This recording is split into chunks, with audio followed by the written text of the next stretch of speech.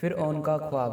فرعون نے ایک بار خواب دیکھا کہ اس کا تخت یعنی سنگاسن الٹا ہو کر گر گیا ہے۔ فرعون نے کہینوں سے خواب کی تعبیر پوچھی تو کہینوں نے تعبیر بتائی کہ ایک ایسا بچہ پیدا ہوگا جو تیری حکومت کے ختم ہونے کی وجہ بنے گا۔ فرعون کو اس بات کی بڑی فکر ہوئی اور اس نے بچوں کو مروانا شروع کر دیا۔ جو بچہ کسی کے یہاں پیدا ہوتا فرعون اسے مروا دیتا۔ حضرت موسیٰ علیہ السلام پیدا ہوئے تو اللہ تعالیٰ نے موسیٰ علیہ السلام کی ماں کے دل میں یہ بات ڈال دی کہ اسے دودھ پلاؤ اور جب کوئی خطرہ دیکھو تو اسے دریا میں ڈال دو۔ تو اس طرح کچھ دن موسیٰ علیہ السلام کی والدہ نے ان کو دودھ پلایا۔ اس عرصہ میں حضرت موسیٰ علیہ السلام نے روتے تھے اور نہ ہی شور کرتے تھے اور ان کی بہن کے علاوہ کسی کو ان کی پیدائش کی جانکاری نہیں تھی۔ پھر جب 3 مہینے گزر گئے تو موسیٰ علیہ السلام کی ماں کو کچھ خطرہ محسوس ہوا تو اللہ تعالیٰ نے ان کے دل میں یہ بات ڈال دی کہ اب موسیٰ علیہ السلام کو ایک صندوق یعنی لکڑی کا باکس میں بند کر کر دریا میں ڈال دیں اور کوئی فکر نہ کریں، ہم اسے پھر تمہاری گود میں لائیں گے۔ اس طرح حضرت موسیٰ علیہ السلام کی ماں نے ایک صندوق تیار کیا اور اس میں روئی بچھائی اور موسیٰ علیہ السلام کو اس صندوق میں رکھ کر بند کر دیا اور صندوق دریائے نیل میں ڈال دیا۔ اس دریا سے ایک بڑی نہر نکل کر فرعون کے محل سے گزرتی تھی۔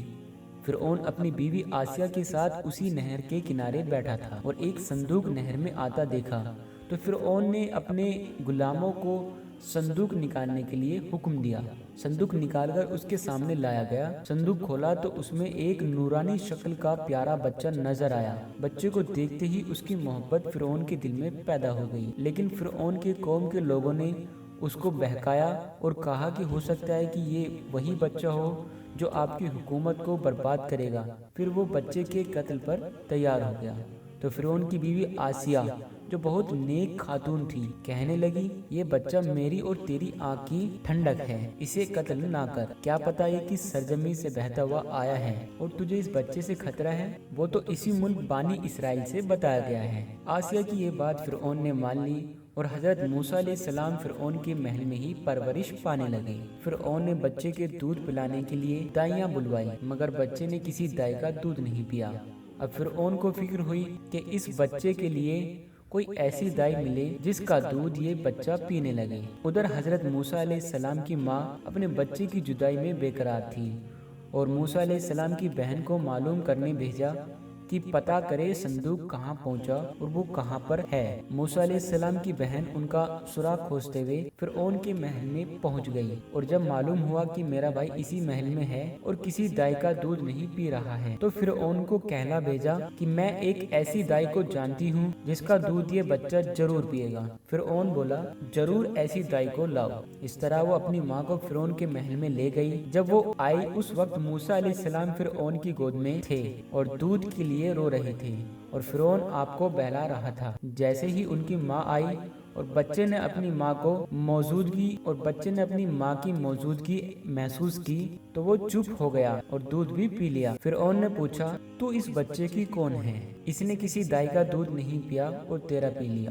موسیٰ علیہ السلام کی ماں نے کہا میں ایک پاک صاف عورت ہوں اور جن بچوں کے مزاج میں نفاست ہوتی ہے وہ اور عورتوں کا دودھ نہیں پیتے، وہ میرا دودھ ہی پیتے ہیں۔ فرعون نے بچہ ان کو دے دیا۔ دودھ پلانے پر ان کو مقرر کر کے بچے کو اپنے گھر لے جانے کی اجازت دے دی۔ اس طرح اس کی ماں حضرت موسیٰ علیہ السلام کو گھر لے گئی اور اللہ تعالیٰ کا یہ وعدہ پورا ہو گیا کہ ہم اسے واپس تمہارے پاس لے آئیں گے۔ اس طرح حضرت موسیٰ علیہ السلام کی پرورش خود فرعون کے ذریعے سے ہونے لگی۔ آپ دودھ پینے کے زمانے تک اپنی ماں کے پاس رہے۔ اس زمانے میں فرعون ان کی ماں کو ایک اشرفی گولڈ کوئن روز دیتا تھا۔ دودھ چھوڑنے کے بعد ان کی ماں موسیٰ علیہ السلام کو فرعون کے پاس لے گئی اور وہ محل میں پرورش پانے لگے۔